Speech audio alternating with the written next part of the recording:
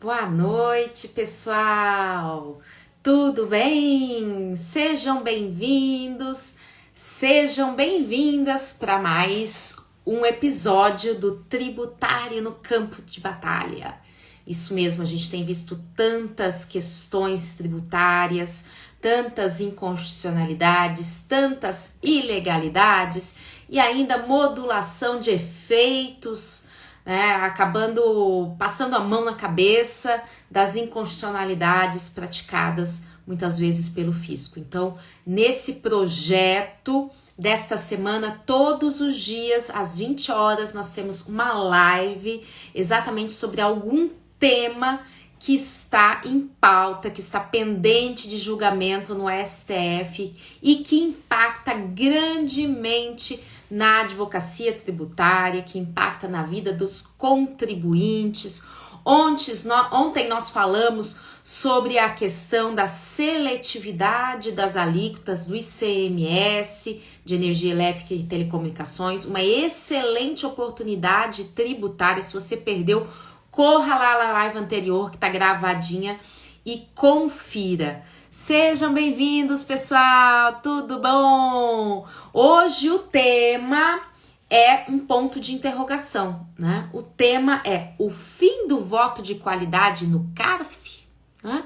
O que é o fim do voto de qualidade no CARF? Bom, na verdade não é fim, porque ainda existe, está mantido o voto de igualdade para algumas situações, mas houve uma legislação, houve uma lei que determinou que ele não fosse aplicado, esse voto de qualidade, quando o assunto fosse a determinação do crédito tributário. Então, quando você estiver discutindo ali auto de infração tributário, se é devido ou não o tributo.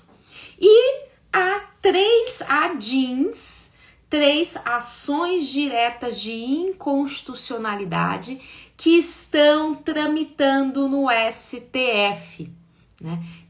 Arguindo o quê? Arguindo que essa legislação que determinou a inaplicabilidade do voto de qualidade, que ela teria uma série de vícios, principalmente vícios formais. Então, nosso objetivo hoje aqui, como de todas as lives, como de todas as nossas aulas, é trabalhar a prática tributária. É te dar aquela prática tributária para você atuar com segurança e para você ficar por dentro de tudo que está acontecendo e também para ficar atualizado, para poder responder ali as dúvidas que os contribuintes tenham, saber quais as melhores alternativas a adotar e, dependendo da decisão do STF, como se posicionar em relação a essa decisão. Então a gente está fazendo aqui lives pré-decisão.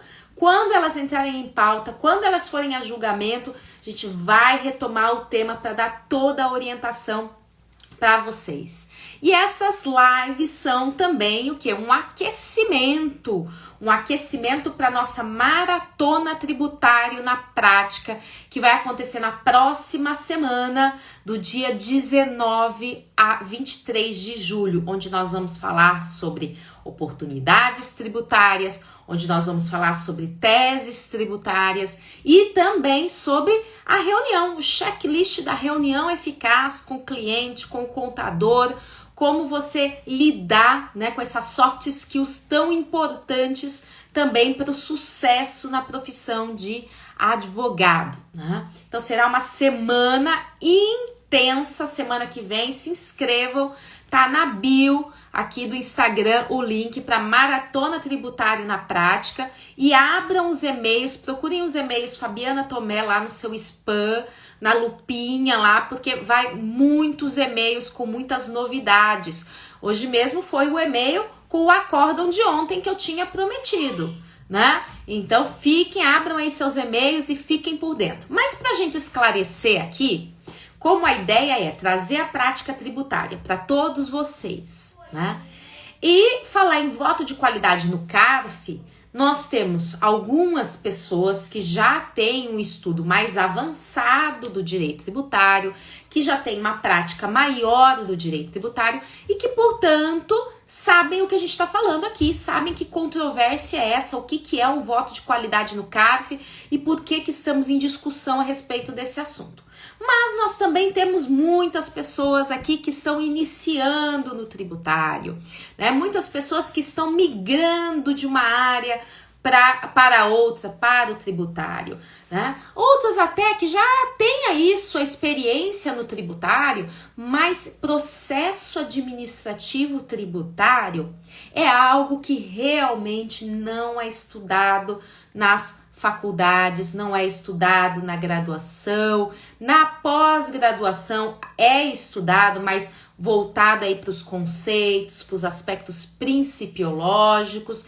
Então eu quero, aqui vou te explicar primeiro, né, o que é esse voto de qualidade, como que é o processo administrativo tributário federal, tá bom?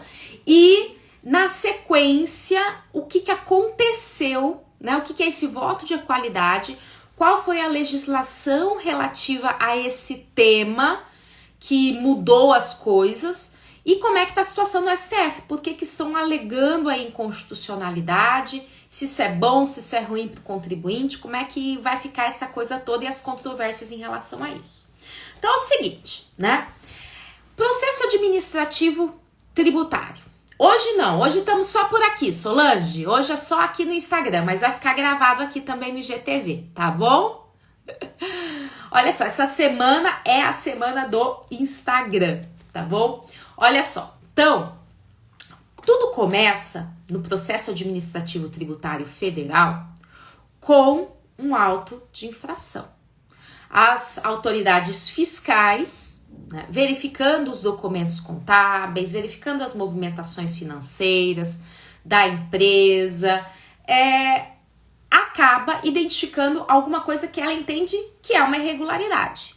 Então, entende que o contribuinte não pagou o tributo devido, que aplicou a alíquota errada, que deixou de registrar alguma coisa, de cumprir as obrigações acessórias, e aí lavra um documento que é um auto de infração, né? É um lançamento tributário que exige o tributo e aplica multas também, além de correção monetária, além de juros, e há uma série de requisitos para que esse lançamento tributário seja corretamente feito. Inclusive, na nossa primeira aula da Maratona Tributário na Prática, nós vamos falar sobre processo administrativo tributário e quais são os pontos, tá? Os 5 principais pontos de defesa de análise em processo administrativo tributário, com um e-book detalhando tudo isso, né?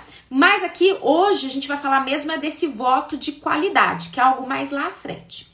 Mas só para então a gente entender, lavrou o auto de infração, o contribuinte foi notificado dessa exigência, e aí ele tem o prazo de 30 dias, eu tô falando aqui da esfera federal, tá? Então ele tem o prazo de 30 dias corridos para apresentar uma defesa administrativa, uma impugnação administrativa. Essa defesa, essa impugnação, ela vai ser julgada em 2 instâncias, tá? Não, primeira instância, ela vai ser dirigida para DRJ, Delegacia Regional de Julgamento da Receita Federal. Então, é a própria Receita Federal, são as próprias autoridades fiscais, porém que estão lotadas a uma função de julgamento, que vão analisar aquilo.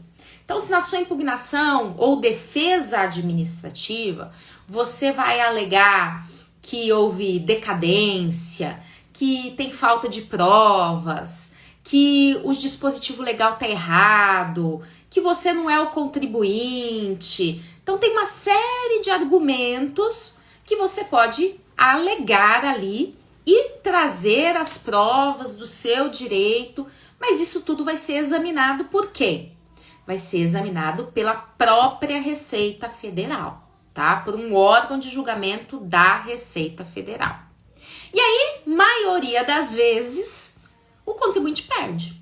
A não ser que seja uma situação clara, muito escancarada, né, de um erro crasso, normalmente, né, até porque são apenas autoridades fiscais, representantes do fisco que estão ali julgando, normalmente na primeira instância administrativa é mais difícil o êxito, né? Não é impossível, acontece. Eu mesmo já tive situações de responsabilidade tributária em que colocaram uma pessoa nada a ver ali no auto de infração, tiramos essa pessoa do auto de infração já na primeira instância. Mas, a maior parte das vezes, tem decisão contrária ao contribuinte. Mas vamos lá. Tendo essa decisão da Receita Federal, da Delegacia de Julgamento da Receita Federal, se ela for contrária à Fazenda Pública, né, que o caso é a União, pode recorrer. Tem o recurso de ofício, assim como no processo civil, e além disso, ela também pode fazer o seu recurso detalhadamente para que isso seja julgado por um órgão superior, um órgão de segunda instância, que é o tão famoso CARF, Conselho Administrativo de Recursos Fiscais. Tá? Ele fica lá em Brasília, esse órgão, e ele julga os processos em segunda instância, né, os recursos voluntários e os recursos de ofício do Brasil inteiro. Então, isso aqui vale para todo mundo, vale para todo lugar do Brasil. E se o contribuinte perde na delegacia de julgamento? Mesma coisa. Ele interpõe um recurso voluntário que vai para o CARF. Tá? Sendo que no processo administrativo, e a gente vai falar isso na maratona, ele é super vantajoso porque ele não tem custas processuais, não tem risco de sucumbência, enquanto ele está tramitando, o crédito não pode ser exigido. Então tem uma série de vantagens que aí lá na maratona a gente inclusive vai entrar mais em detalhes, vai estar em detalhes isso no e-book para vocês. E aí tem uma outra característica interessante que é a seguinte: esse CARF, esse órgão, tá, federal, Conselho Administrativo de Recursos Fiscais, ele é um órgão paritário. O que significa isso? Tá? Então, ele tem várias turmas de julgamento, né? Cada uma dessas turmas de julgamento é composta por 8 julgadores. São 8 conselheiros.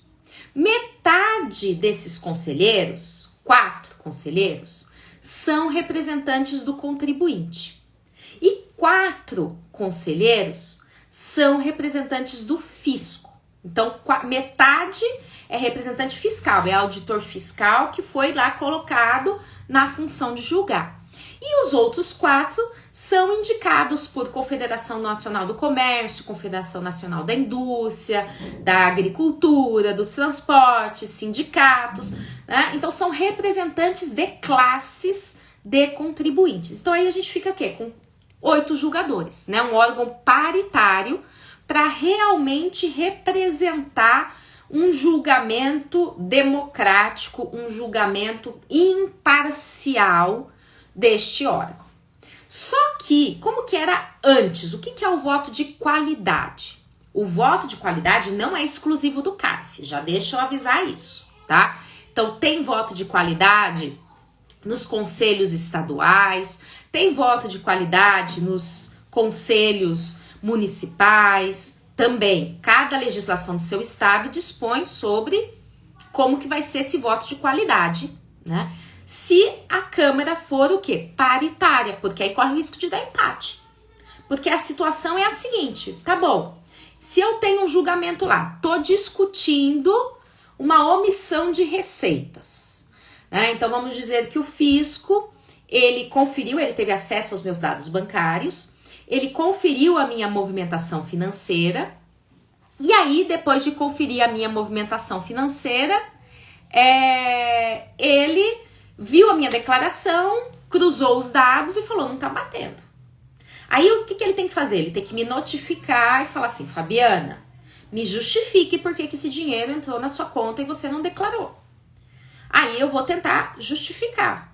Vou trazer elementos para falar assim, olha, o dinheiro não entrou na minha conta, mas não era meu, eu apenas intermediei, era da minha mãe, para eu comprar um carro para ela, né? Ou às vezes até uma nulidade formal, né? Lavrou auto de infração por omissão de receitas, mas cometeu o erro de não me notificar antes para eu me justificar.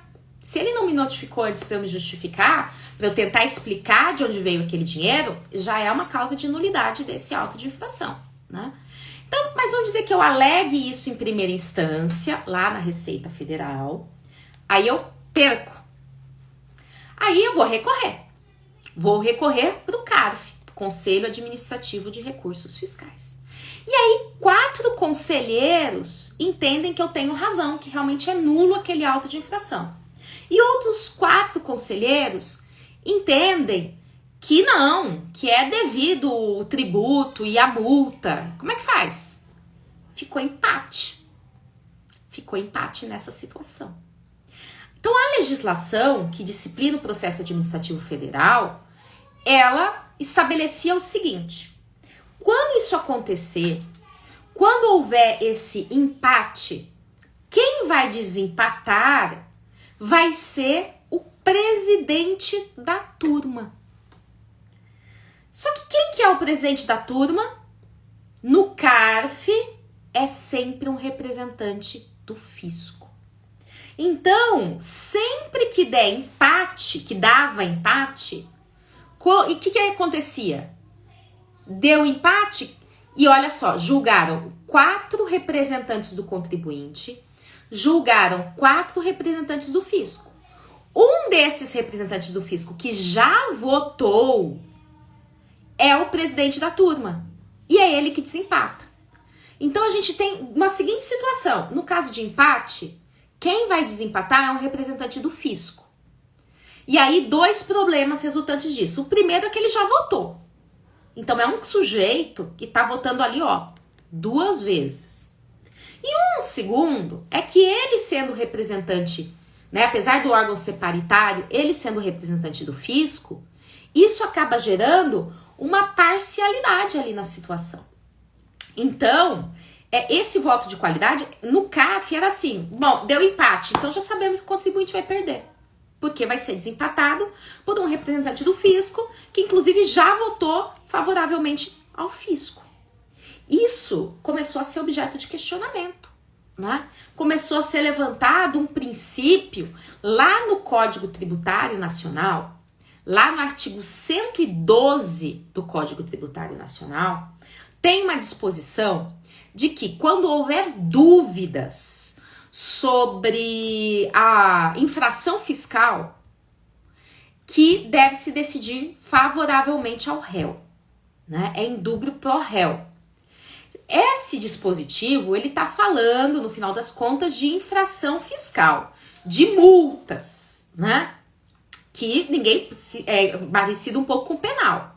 Se eu tenho uma dúvida razoável, eu não posso condenar na dúvida. Na dúvida, eu tenho que absolver. Então, a mesma coisa, uma infração não poderia condenar na dúvida. Na dúvida, eu teria que absolver. Mas, para começar, o CARF nunca aplicou esse artigo, mesmo quando é o caso de multa. Por exemplo, um acha que a multa que tinha que ser de 75%, que é uma multa normal. Outro acha que tinha que ser uma multa qualificada, de 150%, e acaba dando empate. O que sempre aconteceu? Voto de qualidade. Presidente ali, que é representante do fisco, desempatando a situação.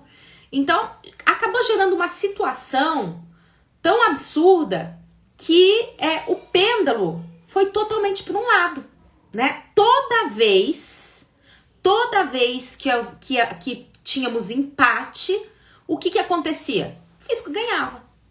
Então, ficou uma situação que, na dúvida, cobra o tributo. Na dúvida, cobra a multa. Inclusive, muitos contribuintes ingressaram com ações, né? Porque o contribuinte, se ele perde lá no processo administrativo tributário, ele pode ir para a esfera judicial, né? E aí eles entraram com ações não só para discutir o mérito da exigência, mas até mesmo para declarar a nulidade desse julgamento, né? Pelo fato de que né, houve algo ali que, né, fere a isonomia, né, ou fere a tipicidade tributária. Né? O que é tipicidade tributária? Quando que um tributo pode ser exigido? Quando que uma multa pode ser exigida? Eu tenho uma lei tributária que prevê qual é a hipótese de incidência, que prevê qual é o fato gerador, o fato que, se eu praticar, vai desencadear a obrigação de pagar o tributo. Então, eu tenho que praticar esse fato aqui e ele se enquadrar perfeitamente nessa previsão legal. Tanto é que o artigo 108 do Código Tributário Nacional veda, proíbe tributação por analogia. Ou seja, tem que ser exatamente a situação descrita na lei. Ah, mas é parecido. É parecido, mas não é a que está na lei. Então, eu não posso tributar. Então, eu não posso punir, né? Não posso tributar por analogia. É o princípio da reserva legal, é o princípio da tipicidade tributária. Então, tenho a lei aqui, e aí tem uma determinada situação. Tá em dúvida se ela se encaixa ou se não se encaixa. O que acaba acontecendo? Com um voto de qualidade? Ah, então, na dúvida, cobra o tributo. Quando deveria ser exatamente o contrário, né? Se eu tenho dentro do direito tributário esses preceitos, que são aí os preceitos da legalidade, da tipicidade tributária, que levam à segurança jurídica, ou seja, o contribuinte só pode ser exigido de um tributo se ele realmente praticou o fato exatamente, comprovadamente, aquele fato previsto na lei. Ele só pode ser exigido de uma multa se comprovadamente ele praticou a infração prevista na lei. Se ficar dúvida quanto a isso, opa, não deveria ser exigido. Então, muitos contribuintes já começaram, né, a entrar com ações quando perdiam por voto de qualidade para anular esse julgamento. E muitos deles, né, é uma coisa ainda não pacífica, tá? Mas muitos conseguiram decisão favorável, né? Uma liminar, uma decisão de primeira instância. Não é algo que chegou aos tribunais superiores, mas tem algumas decisões esparsas anulando por conta do voto de qualidade, entendendo ser ele inconstitucional. Só que aí no meio do caminho, então você já entendendo o que é voto de qualidade, né? Voto de qualidade é o voto de Minerva, é o voto de desempate, que lá no processo administrativo tributário federal, lá no CARF, é dado pelo presidente da turma, que por sua vez é representante do fisco. Então o voto de qualidade tende a ser o quê? Favorável para o fisco. Diante de todas essas insurgências, o que aconteceu? E aí vamos para a historinha da lei. Por quê? Porque teve uma medida provisória, final do ano passado, lá em outubro do ano passado, que trouxe o que nessa medida provisória? Transação tributária. Então, em outubro do ano passado, veio a medida provisória regulamentando a transação tributária. E ela só regulamentava a transação tributária. Só que uma medida provisória, ela precisa ser convertida em lei. Se ela não for convertida em lei, porque perdeu o prazo, porque foi rejeitada, ela perde os seus efeitos. E aí, houve então todo o trâmite de conversão dessa medida provisória em lei. E durante esse trâmite, porque não significa simplesmente a medida provisória vem aqui, papum, transforma em lei. Não, aí há uma análise, aí há uma discussão, aí há uma votação, aí há propostas de emenda. Porque fala assim, ah não, tira esse artigo aqui da lei, porque isso vai atrapalhar. Né? Tira esse artigo aqui na hora de converter, tira esse artigo aqui, esse aqui vamos vetar a conversão, porque isso aqui vai ser ilegal, isso vai atrapalhar, isso vai dificultar as coisas. Assim como tem emendas para acrescentar. Só para vocês terem uma ideia, nesse processo de conversão da medida provisória em lei, houve acho que 220 emendas parlamentares. Então, de 220 palpites ali querendo mudar as coisas. E todas essas emendas são votadas, ou aprovadas ou rejeitadas. Tem um parecer da comissão jurídica que analisa e dá seu parecer, etc. e tal. Mas e aí, então, o que aconteceu é que nesse processo de conversão foi incluído um artigo, tá? Lá na Lei de Transação Tributária, que é a Lei 13.988 de 2020, tá? Houve essa conversão, acho que até 2020, 2020, isso. Ela foi aprovada em acho que 16 de abril de 2020, porque ela trouxe, ou seja, foi aprovado esse dispositivo e ele não foi vetado. Porque assim, a gente estava acompanhando o trâmite dessa legislação e vimos lá esse dispositivo, só que pensamos até nós, advogados tributaristas, que o presidente fosse vetar, que ele tem esse poder de veto, né? Mas não foi vetado. Então, em abril de 2020, foi publicada a Lei de Transação Tributária, que trouxe também um dispositivo falando o seguinte, né? Que quando se tratar de um julgamento de processo administrativo de determinação do crédito tributário, ou seja, para ver se o tributo é devido ou não, para ver se a multa tributária é devida ou não, em caso de empate, decide-se favoravelmente ao contribuinte. Então, assim, não é que acabou o voto de qualidade, né? Por quê? Porque existe o voto de qualidade em outras situações lá do CARF, né? Discussão de compensação tributária, aduaneiro, etc. Mas tô falando de auto de infração, né? Então, veio essa norma prevendo que não se aplica o voto de qualidade, que decide-se favoravelmente ao contribuinte. E aí, é claro, né, que vieram o quê? As ações declaratórias de inconstitucionalidade. Isso, Solange, passou a ser o indúbio pró-contribuinte. Só que tem 3 ADIs, e as 3 estão sendo julgadas em conjunto, tá? Porque elas são do mesmo assunto, tá? E que se argumentam vários vícios de inconstitucionalidade, né? Dentre eles, o que a Bianca aqui tá falando. Contrabando legislativo ou jabuti, né? Que é isso, contrabando legislativo ou jabuti?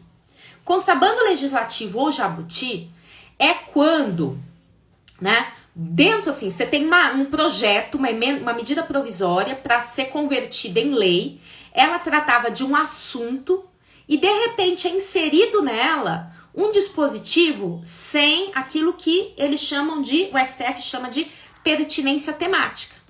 Essa lei falava sobre um determinado assunto. E aí, de repente, vem um artigo no meio, escondido, por isso que é contrabando legislativo, é como se ele estivesse saindo ali escondido, né? Um jabutizinho ali no meio da história, né? Então vem aí esse artigo nada a ver com o tema. Isso é chamado de contrabando legislativo, né? Ou de jabuti, é um problema que fere, né, o devido processo legal, devido processo legislativo, tá? Então, dentre vários outros argumentos, porque tem argumentos de mérito também, que seria inconstitucional, porque seria contrário à União, violaria o princípio democrático, isso aqui. O que acontece é que, desses argumentos todos, o principal argumento é o do jabuti, né? Então, assim, nós tivemos o início dessa votação. Então, essa votação começou em abril de 2020, abril do ano passado. Aí o relator, que é o Marco Aurélio, entendeu o quê? Pela inconstitucionalidade por vício formal. Rebateu lá uma série de vícios formais. O que é o vício formal? É exatamente isso. O vício do processo legislativo, né? Porque na hora da conversão foi acrescentado um dispositivo lá falando sobre uma outra temática sem, então, o devido trâmite em relação àquilo, tá? Então, o relator votou, melhor dizendo, inconstitucional. Aí, quem pediu vista, né? Ele aposentou. E como fica? Fica o voto dele, Solange. Por quê? Porque ele já votou, tá? O substituto, né? O substituto só vai votar nos casos em que ele não votou ou quando o julgamento é reiniciado. É um dos temas que a gente vai tratar aqui, que é tributação de créditos presumidos de ICMS. Marco Aurélio já votou favorável ao contribuinte, mas o Gilmar Mendes pediu para reiniciar no plenário, sabe? Não no julgamento virtual. Então aí o novo julgador, ali o novo ministro é que vai julgar. Mas nesse caso, o voto do ministro Marco Aurélio conta. Então a gente tem, de um lado, ministro Marco Aurélio falando o quê? Isso é inconstitucional, tá? Aí do outro, aí foi pedido vista, porque o tema não é simples, só que foi trazido a julgamento logo depois. Foi trazido a julgamento em junho, pelo ministro Barroso, tá? Vai ficar, Marcel, vai ficar gravado sim. Então foi trazido pelo ministro Barroso, né? Aí o Barroso, ele teve um entendimento diferente. Ele entendeu que é constitucional.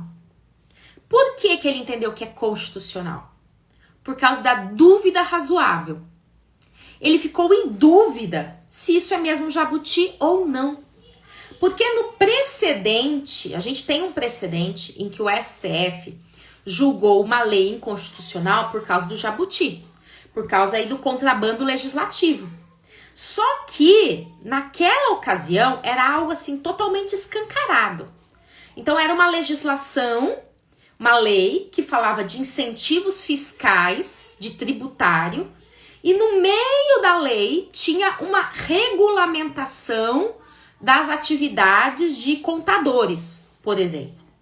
Então, é realmente algo que não tem pertinência temática. Fala assim, não, esse dispositivo aqui não tem nada a ver com o restante da lei. Então, ele foi enfiado aí no meio, embutido aí no meio, escondido, né, para ser aprovado sem ninguém perceber em relação a isso. E o Barroso falou assim, olha, aqui no caso, esse dispositivo, e aí tem que olhar exatamente a enunciação, né, Candice? Olha aí, será que teve vício na enunciação ou não teve vício na enunciação?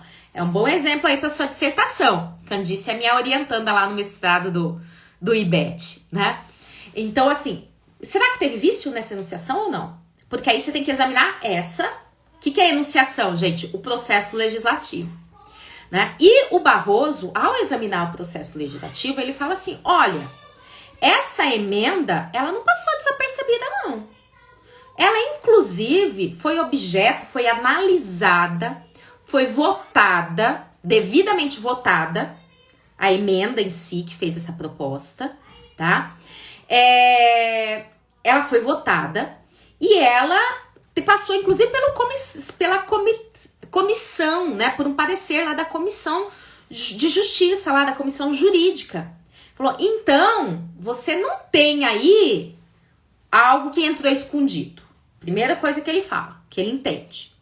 Aí, segundo ponto que ele coloca, o STF já se manifestou contrário, né, a esse contrabando legislativo, né, contrário, mas isso, e aí ele fala isso claramente, numa situação em que era evidente que não tinha pertinência temática, porque eram duas matérias completamente distintas.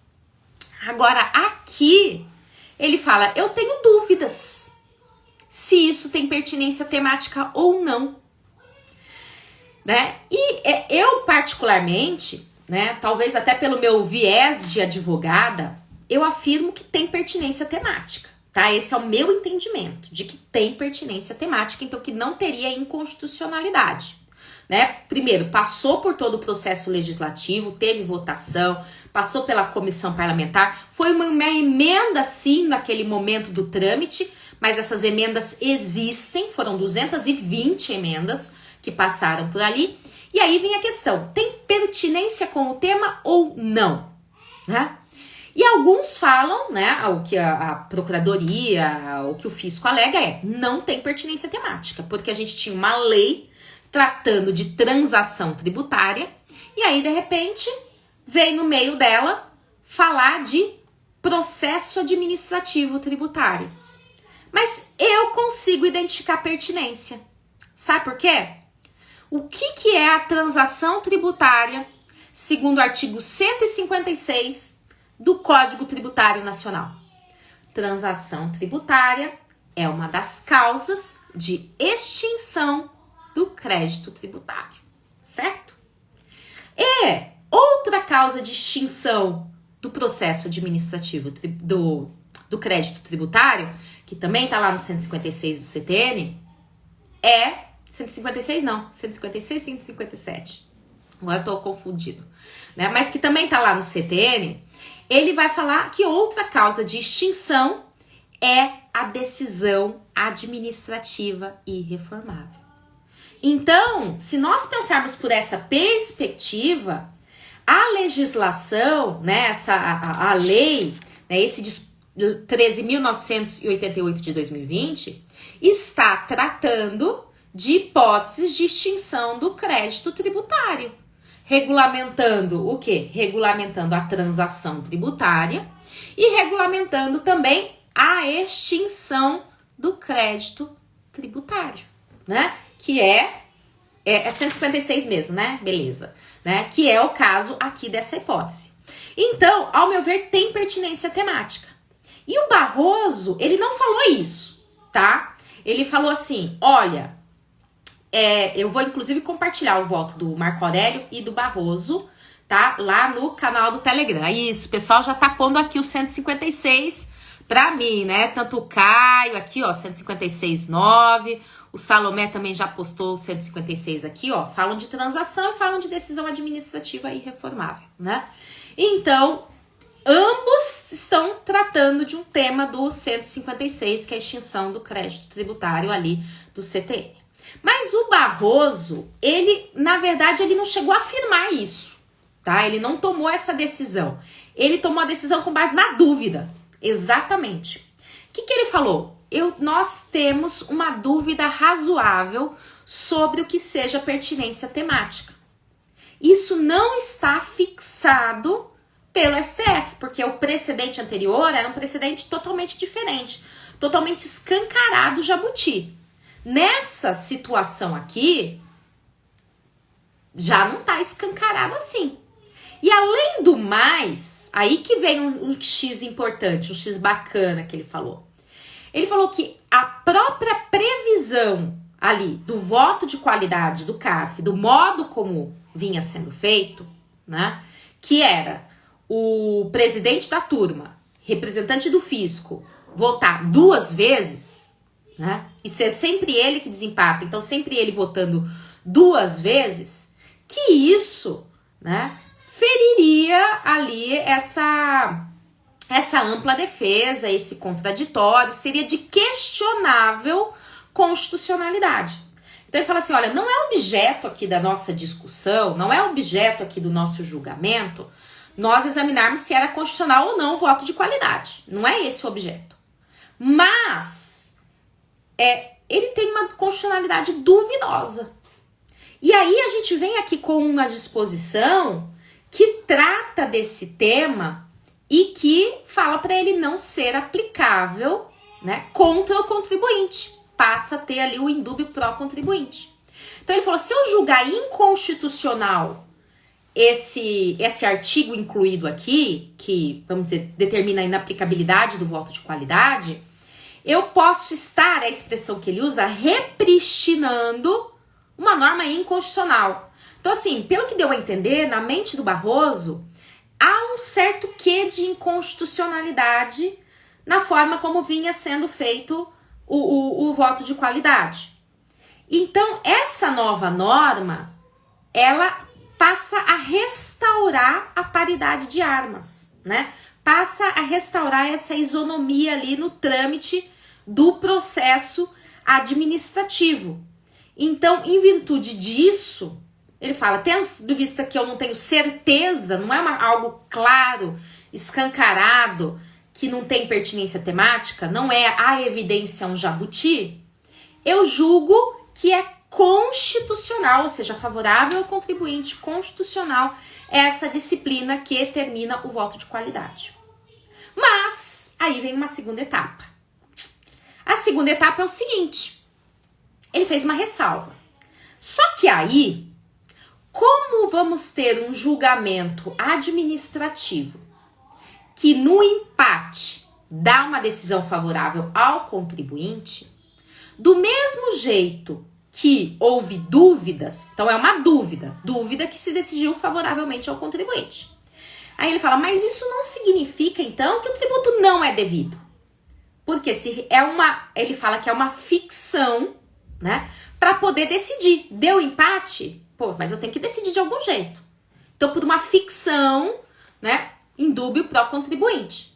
Só que, diante disso, entende ele, poderia, então a tese que ele propõe é constitucional esse dispositivo que diz do fim do voto de qualidade. Mas, ressalvada a fazenda pública o direito de ir ao judiciário. Porque como é que é hoje? Quando ela perder, claro, por voto de qualidade, não nas outras hipóteses, né? Como é que é a situação, em regra? Né? Se o contribuinte ganha na esfera administrativa, a União, né, a Procuradoria da Fazenda, não pode entrar com ação para discutir aquilo. E já tem precedentes nesse sentido. O voto do Barroso é muito interessante, vou compartilhar com vocês lá no Telegram, né? Tanto do Marco Aurélio como do Barroso. Mas ele é muito interessante nesse aspecto, porque ele menciona, inclusive, precedentes, né? Doutrina, se eu não me engano, ele cita o Hugo de Brito Machado, e aí ele também cita o precedente do STJ, porque em épocas passadas, né? O que já aconteceu? Já houve tentativas do fisco, né, perder no CARF e tentar ir para o judiciário. Então já houve tentativas de várias modalidades de tentar rever essa decisão no judiciário. Então, causas bilionárias, apesar de não serem tantas as causas que eram resolvidas proporcionalmente por voto de qualidade, eram as mais volumosas, né? As bilionárias. Então teve uma situação lá bilionária que o CARF entendeu que era indevido o tributo, que era nulo o auto de infração, e extinguiu o crédito tributário. E aí a União quis ir para o judiciário para falar que não, que estava errada aquela decisão, ou seja, rever o mérito. Tá? Não se estava alegando que houve uma fraude, que houve compra de votos, que houve nada disso, tá? Que aí seria nulo o julgamento, obviamente. Mas ele estava querendo rever o mérito, né? O CARF interpretou que o tributo não era devido naquela hipótese, e aí ele queria levar para o judiciário falar que não, que o tributo, que aconteceu o fato gerador, que aconteceu o ilícito, que o tributo e a multa eram devidos. E aí firmou-se precedente, né, pacífico, então, hoje, no STJ, de que não cabe isso, tá? Por que não cabe isso? Porque seria uma falta de interesse de agir. Por quê? Porque o CARF é um órgão julgador que é ligado ao Ministério da Economia, que, por sua vez, é da União. Então, no final das contas, essa decisão do CARF é a União que está dando essa decisão. É um dedinho dela, é um órgão dela que está dando essa decisão. Então, vai querer a União entrar com uma ação contra a própria decisão dela, né? Não tem sentido isso, né? Não tem sentido, esvaziaria todo o propósito do processo administrativo tributário. Então, existe esse precedente aí. E o Barroso, então, não negou isso, enfrentou esse precedente. Ele falou assim, olha, então nesse caso aqui, só que a situação é diferente. Então, realmente, quando o contribuinte ganha na esfera administrativa, ganha ali no CARF, a União não pode ir a juízo. Por quê? Porque se foi por maioria de votos, ou unanimidade, ou maioria de votos, você teve ali uma decisão realmente que decidiu que o tributo não é devido. No entanto, argumenta ele, nesse caso, a partir dessa disposição legal, passou-se a ter uma ficção. Então, não significa que a União decidiu, ou que o CARF decidiu que não é devido o tributo. Nesse caso, segundo ele, né? O que teria acontecido é que aplicou-se uma ficção. Portanto, como não foi uma decisão da União de que o tributo é indevido, ela poderia ir ao judiciário, né? E aí, novamente, foi pedido vista do processo, não sabemos quando voltará a pauta, né? Mas é um tema, assim, importantíssimo para nós considerarmos e para que nós possamos, inclusive, em artigos, em manifestações, em sustentações orais, fazer referência, né, à constitucionalidade desse dispositivo, se vocês entenderem assim, é claro, né? Então, assim, ao meu ver, né, assiste razão ao Barroso no sentido desse dispositivo ser constitucional. Por quê? Porque pertinência temática há, de certo modo, passou-se por todo um trâmite, passou-se por toda uma votação, né? Então, não tem o jabuti. Então, isso eu concordo. Só que, se permitir que a União vá ao judiciário em relação a isso, exatamente, olha aí o que a Solange está falando. Se persistir isso, aumenta o congestionamento processual, né? Fazenda pública, a maior demandante aí vai ser nesses casos, porque aí tudo que ela perder por voto de qualidade, ela vai para o judiciário. E aí volta até aquela ideia, bom, já que é assim, né? Então o processo, a função desse processo administrativo, né? Essa decisão do CAF acaba perdendo o sentido de tudo isso, né? Só que além disso também, né? Precisaria ter aí no caso, talvez para solucionar essa questão, né? Ter uma alteração nessa composição, ou ter uma alteração nisso daí. Sabe como que é no tribunal? O TIT, Tribunal de Impostos e Taxas aqui de São Paulo, né, que é o tribunal estadual, tem voto de qualidade? Tem. Mas tem turma em que o presidente é representante do fisco e tem turma em que o presidente é representante do contribuinte. Então, não é só o fisco que dá voto de qualidade, né? Que vota 2 vezes e que nada disso, né? Então, né, precisaria ter uma mudança, talvez, nesse número, nessa composição. Mas enquanto isso não tem, né? Para solucionar esse problema, o nosso ponto aqui é, e aí? Né? Como é que fica essa situação? Então, um contribuinte, né?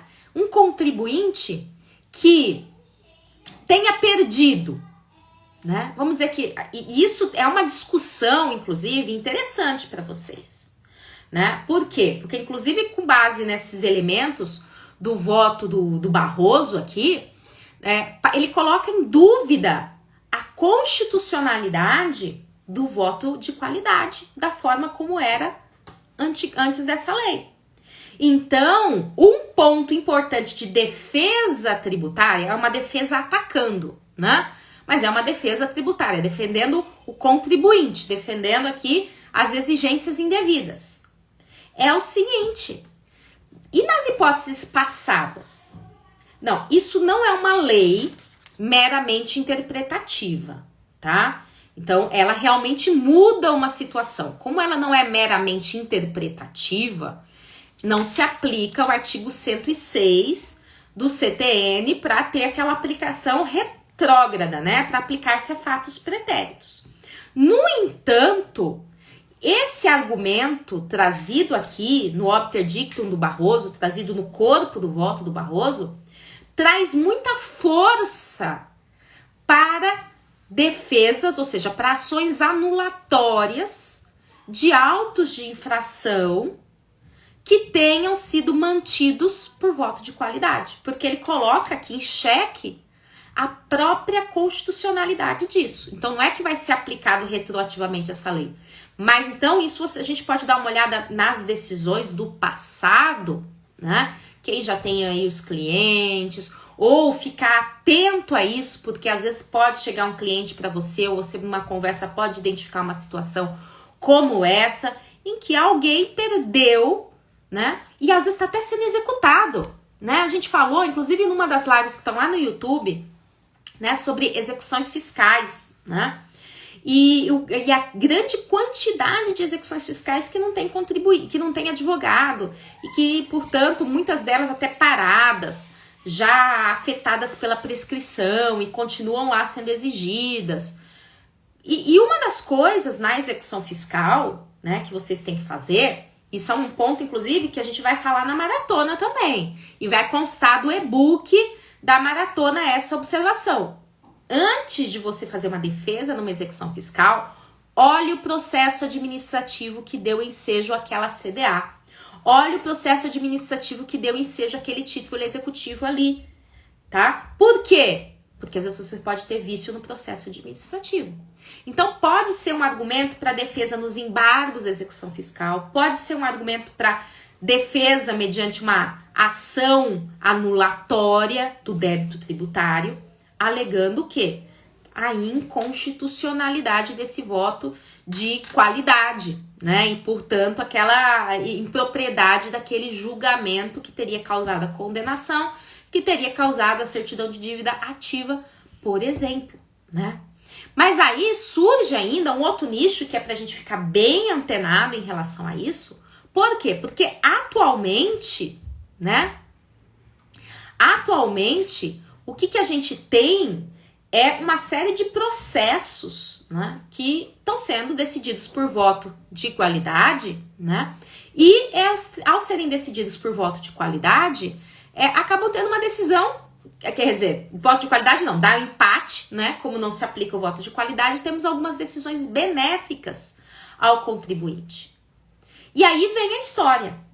Ser julgado inconstitucional esse dispositivo aqui, caso venha o São Marco Aurélio e for julgado inconstitucional, como é que fica essa situação? Tem efeitos retroativos?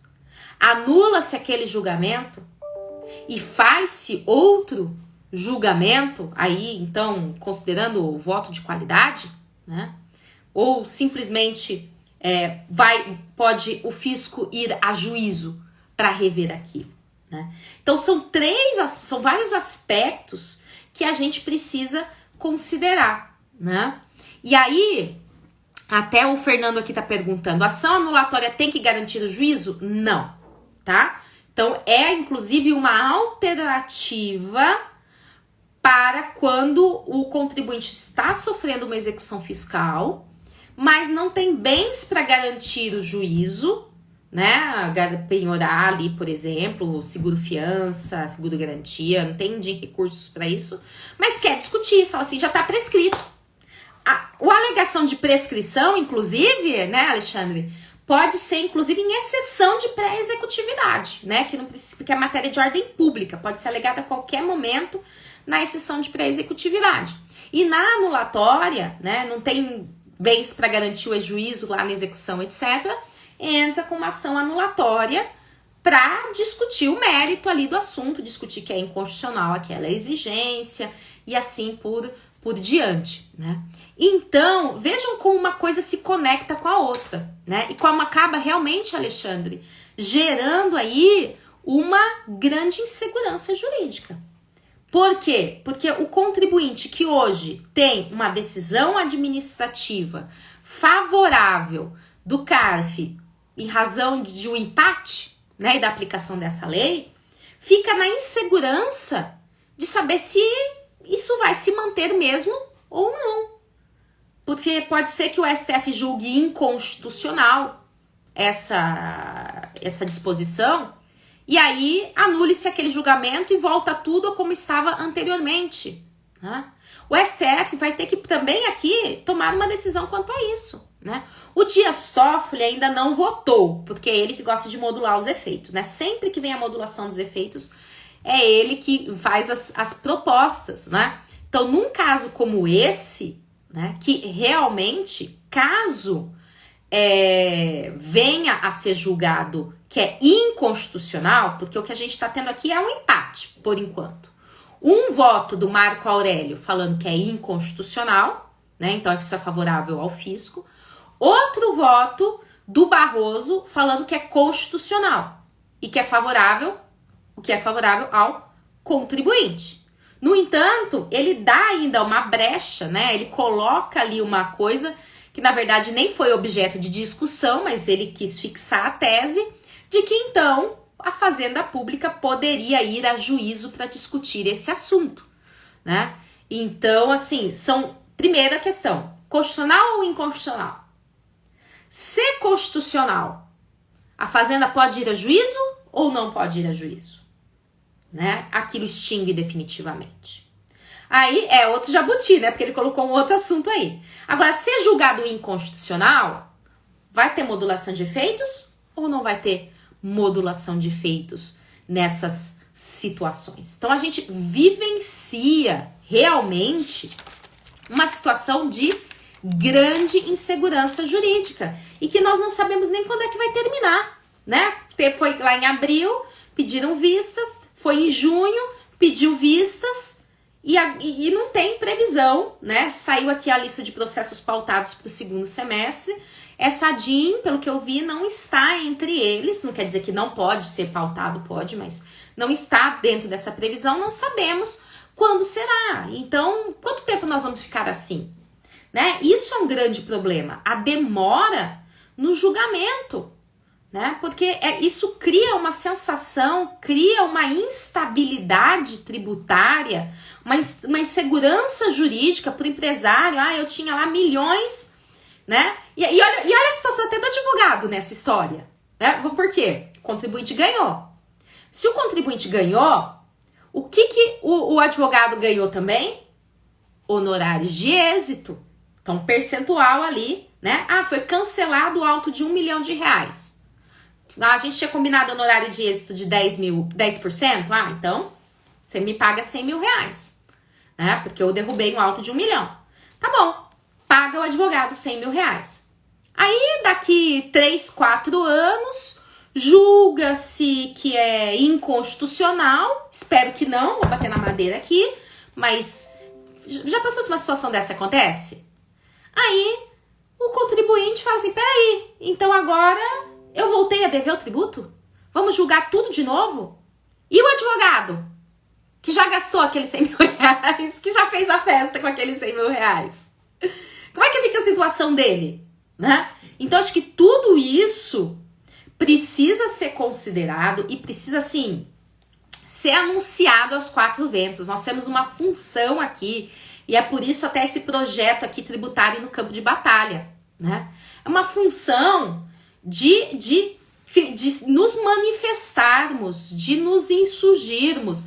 Então aí, olha só, eu sei que a Solange é professora, tem vários outros professores aqui, as participando aqui da nossa live, tem advogados tributaristas, tem meus alunos do Você Tributarista, muitos deles desenvolvem conteúdo na internet, né, no Instagram, nos seus sites.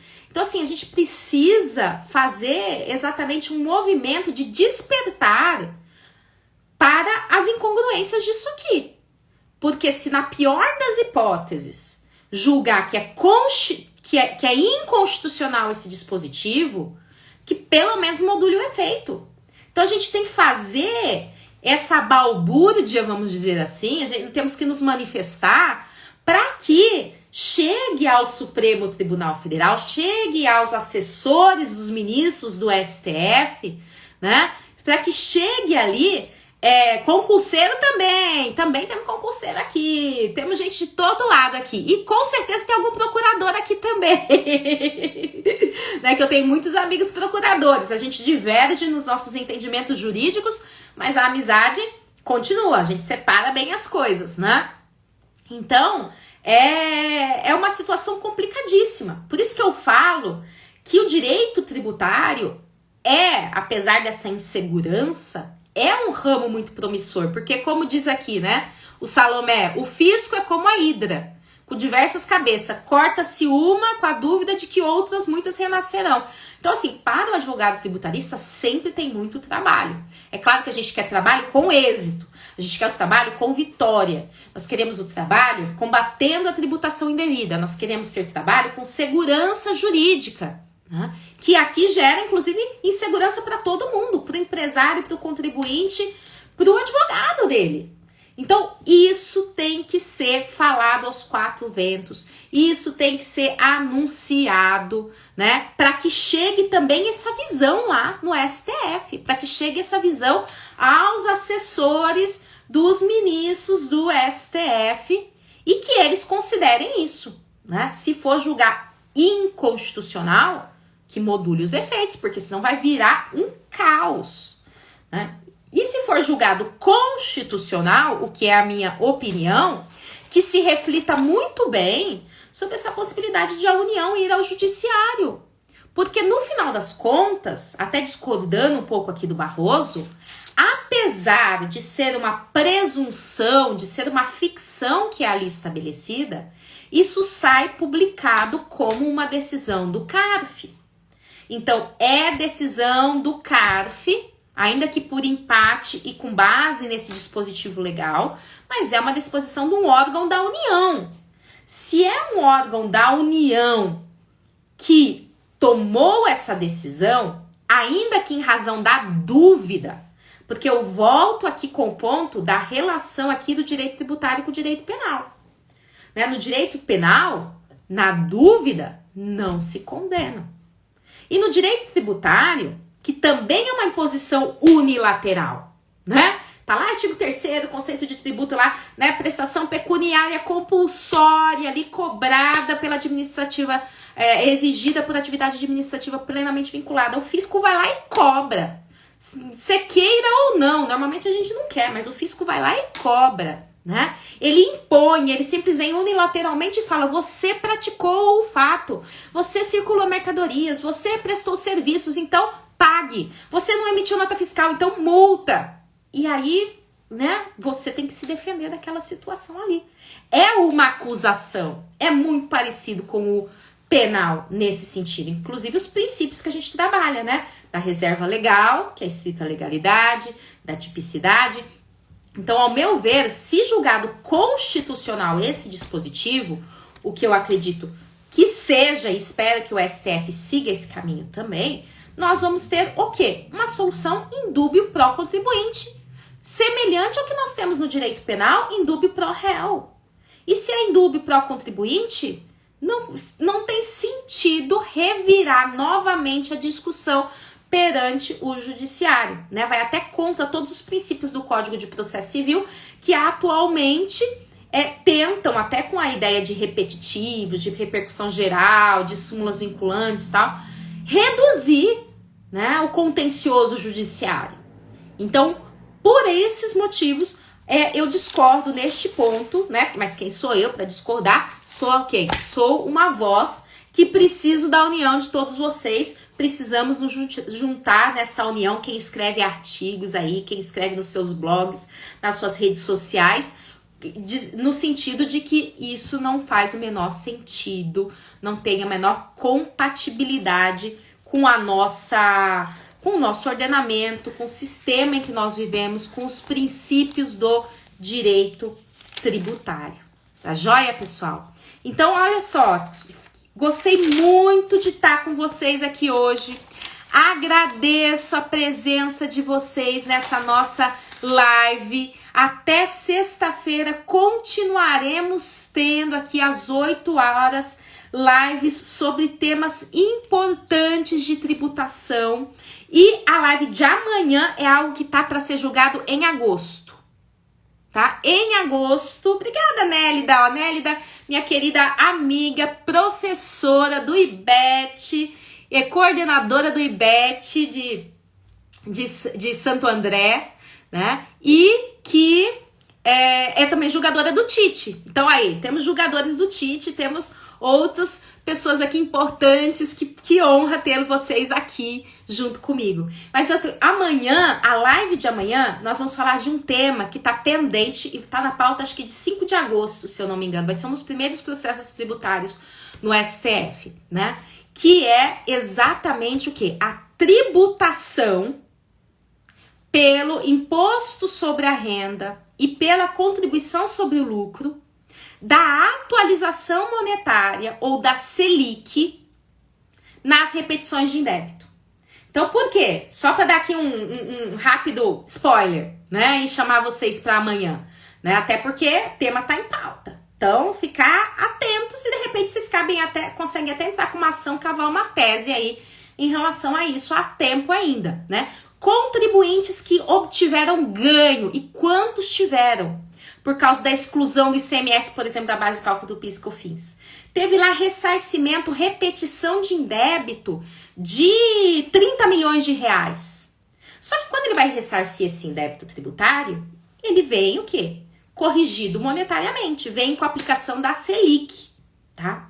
Só que tem outro detalhe, se essa empresa, ela era tributada, ela é do lucro real, essa restituição dela tá sujeita à tributação do imposto de renda e contribuição sobre o lucro, tá? Então ela tá sujeita, isso é tranquilo. Tem uma discussão sobre a partir de que momento ela deve sujeitar isso, a partir da habilitação, a partir da efetiva compensação, a partir do trânsito em julgado e tal. Mas o que o STF vai julgar é, tá bom, eu tinha 30 milhões de valor nominal. Com a Selic, ficou em 40 milhões, dado o tempo que isso demorou, né?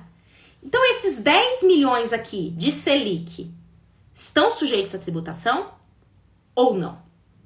Esse é um tema que está pautado para início de agosto e é o tema da nossa live de amanhã às 8 horas. Tá? Então, aguardo todos vocês, divulguem essa live aqui, divulguem as nossas lives das 8 horas, esse nosso projeto aqui de tributário no campo de batalha aqui, que é a prática tributária, os combatentes da tributação indevida, e ficam novamente convidados para a semana que vem, que a gente vai ter maratona tributário na prática. Muitas das coisas que eu tô falando aqui, eu vou falar em mais detalhes. Vamos ter e-books quanto a isso, vamos ter muitas novidades, vai ser uma semana cheia. Se essa já está sendo uma semana intensa, a próxima vai ser mais ainda, tá? Aguardo vocês então. Muito, muito, muito, muito obrigada. Quem quiser aproveitar, tirar um print aqui, postar no Instagram, me marcando, também eu vou ficar muito feliz, hein? Então, boa noite, pessoal, um grande beijo. E até amanhã!